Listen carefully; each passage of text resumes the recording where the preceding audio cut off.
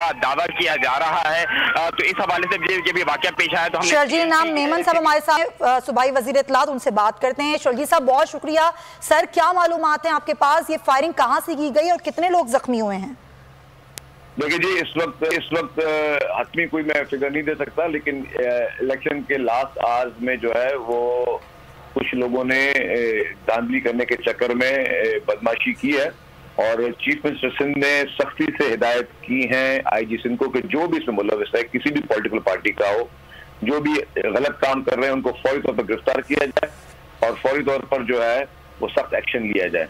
और तो पुलिस और रेंजर्स दोनों जावकू पे मौजूद हैं और कोशिश करेंगे चीजों को कंट्रोल में किया जाए। शर्जील साहब, लांडी का पोलिंग स्टेशन के हसास करार दिया गया था, यहाँ पर कानून नाफिज करने वाले इदारे मौजूद थे।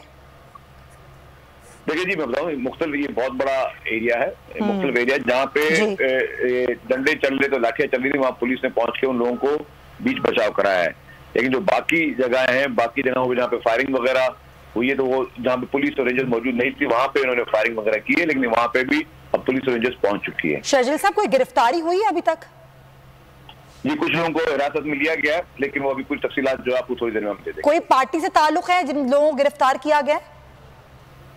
जाहिर है किसी न किसी पॉलिटिकल पार्टी के लोग होंगे ये, लेकिन फिलहाल तो जो गलत काम कर रहा है, जो दहशतगर्दी कर रहा है या जो इस तरह की रैगिंग करने की कोशिश कर रहा है, उसको पुलिस गिरफ्तार कर रही है। लेकिन अब पॉलिटिकल पार्टी कौन सी ताल्लुक है वो आपको हम तफसीलात बता दें। शर्जील साहब, सूरत हाल अब कंट्रोल में है? बिल्कुल जी, पुलिस रेंजर्स मौके पे मौजूद है और सूरत हाल इस वक्त जो है काफी हद तक कंट्रोल में है। और वो जो लोग फायरिंग कर रहे थे, अब वो वहां पर जितने भी लोग थे, क्या सबको गिरफ्तार किया गया है जो खुला फायर कर रहे थे वहां पर? जहाँ जहाँ पे पुलिस को तरह के लोग नजर आए उनको गिरफ्तार किया है, जहाँ पे लोग फायरिंग कर रहे हैं या ऐसा की कुछ चीज कर रहे हैं। लेकिन कुछ लोग अपनी गलियों से भी बैठकर फायरिंग कर रहे थे और ताकि वहाँ पे खौफ और राज की सजा पैदा हो, तो उनके लिए भी पीछे पुलिस गई हुई है और इस वक्त कार्रवाई चल रही है। ठीक है, बहुत शुक्रिया आपका सुबाई।